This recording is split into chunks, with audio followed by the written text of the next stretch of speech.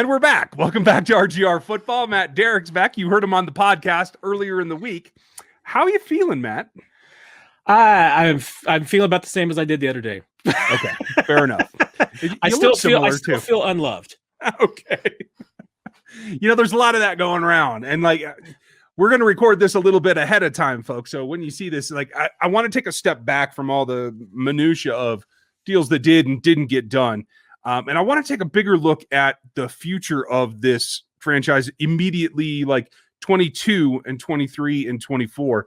One thing that did happen that I think kind of illuminated a little bit for me, the fact that the Chiefs asked Tyreek Hill to take a restructure and he declined, didn't seem to me from his reaction, at least the one that was broadcast, that it was a ton of animosity. But it did tell me that looks like a player that wants to get a deal done and a team that is trying to hold off on an extension. Am I reading that wrong? Not necessarily, because that was the one of all the players that the Chiefs had that were potential restructures. That's the one that I thought was the trickiest, because if I was the Chiefs, I'm not even sure if I'd make the ask, because Tyreek Hill, one, is on a very team-friendly deal.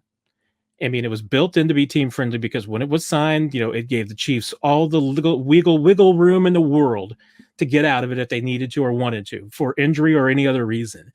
And frankly, for the output that he's been getting, I mean, at $18 million per, and you look at some of the free agent deals that are out there and what guys are signing for now, that he's underpaid, especially at his age. And you take everything into consideration, he's going to get a third contract.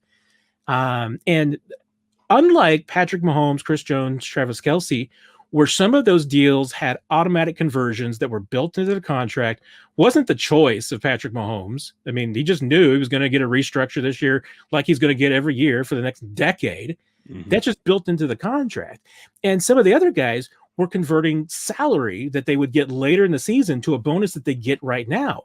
That's a benefit. I mean, that's to a degree, they're getting something out of that. Tyreek Hill got nothing out of that because he was getting paid on Friday as it was. I think March 19th was when his bonus paid for this year, his roster bonus. He got nothing. So him converting that money does nothing. But touching that contract is the only time that Tyreek Hill and his agent have to say, yeah, you know what? You want to touch this contract? Let's put some money on it. Let's add some more years. Let's get this deal back from being team friendly to more player friendly. That's the smart business decision. And that's what every guy in that locker room would think too. I mean, hey, when it comes to money, players are like, get your bag. So, I don't see anything wrong. I don't think any of his teammates see anything wrong. Was it artfully explained well on Tyreek's behalf? No, not great. But that was, like I said, that was the contract that if I was the Chiefs, it was going to be the most difficult to restructure and probably wasn't worth the ask, because the only way I'd restructure that if I'm Tyreek Hill and Drew Rosenhaus is give us more money and give us more years. Yeah, and it shouldn't be slighted that it is Drew Rosenhaus. So that a third contract on one of his players is going to be expensive anyway, realistic to what he's done before, in particular for Tyreek Hill, being, again, because of the off-field drama, a bargain at this point for the output that he creates. And I think that goes along towards the bigger scope of not only the position on this roster, but where the roster is going in general. It makes me feel like there's less of an opportunity or a chance that the team will take the opportunity to take a risk on a player that maybe has some off-field things. Maybe they're starting to batten that part down, knowing that they have some of these bigger contracts coming. A lot of hubbub last week about Aldon Smith not getting back with Dallas. I don't know, and I know that you have a soft spot, right? There's that whole history thing. But do you think that a player like that, not necessarily Smith, but someone with some history off the field, is more or less likely this year to be somebody the Chiefs would consider, or is it just the same? I think it's probably the same. But once again, I mean, it's just down to the money. I mean, in a situation like that, for a player that maybe has some red flags or has some baggage, going to pay for it. And if there's a team out there that is willing to pay for it, then that's not a problem. I mean, all you need is one to fall in love to get your money as a player. And if that can happen, I mean, you're going to be in great shape. But yeah, I mean, I think the Chiefs are in a position, right now, where if there's a player with some red flags, I don't think would close the door on them doing it, and doing a deal. It's just, it's just where the money at. I mean, it's got to make sense, and it's got to be something that the Chiefs feel like that they can get out of. That said, as many problems, as many issues as the Chiefs have on the offensive line, wouldn't touch Isaiah Wilson with a 10-foot pole right now. So right. no. Yeah. You got to be in it to be in it. So I'm completely with you. But that goes a step further. Like when we take a look at the whole roster in general and where they're going, it seems to me by the people that they went after, whether they got them or not, including Tooney, I thought the Kyle Long signing was interesting, especially if he's healthy enough and he's recovered and the year off did him as good as many Chiefs fans are hoping. I need to see it on the field before I'm convinced, but that's cool. But to me, that says a lot about continuing the status quo. Like I don't see any change in philosophy, whether it's on the O-line or the wide receiver group or anything else about this staff and what they're aiming to do. I don't see it like taking any dynamic turns. Do you?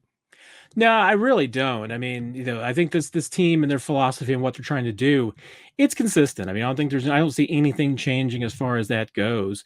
And honestly, I mean, even with some of the things that the Chiefs tried to make and some of the moves that they made, I mean, I think they've been fairly consistent with what Brett Veach's philosophy is, what he's tried to do as far as roster building. I don't think there's been anything outside the norm. The only thing that I'm really going to be interested to see is over the next few weeks is what moves that they do make in these second and third waves to prepare them for the draft. Because I still go back to 18, they went into the draft and they knew they had to come out with an edge rusher, and that impacted, I think, the entire draft. I mean, it was not a great draft from Brett Veach's standpoint. I think it started at the very beginning when they had to get an edge rusher no matter what. And that's how they ended up with the last of what was considered the premium edge rushers in the draft. That was a spot that maybe they could have gone elsewhere. Maybe there was another position of need, or just best available player at that point. Forcing yourself and putting yourself into a spot where you have to draft a position can infect the entire draft. And so that's why I'm really interested to see what the Chiefs do over the next few weeks in these second and third waves. If there is any way that they can address the left tackle spot, if there's any way they can address some of the other depth issues, because I don't think that they want to put themselves in that position again, where they have a spot where they have to come out of the draft with a player because bad things happen in those situations. Right. Yeah. You're in the run up. You feel that you need to get this done right now. And maybe you reach or make a misstep or break away from what you've actually evaluated. I think that's always the scary part.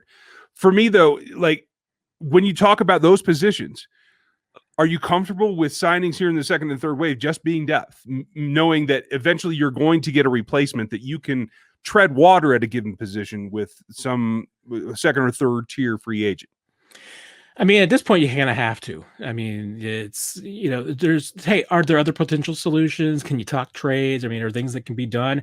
Yeah. I mean, there's a lot of different options at this point. I mean, nothing's closed other than, signing one of the top tier free agents.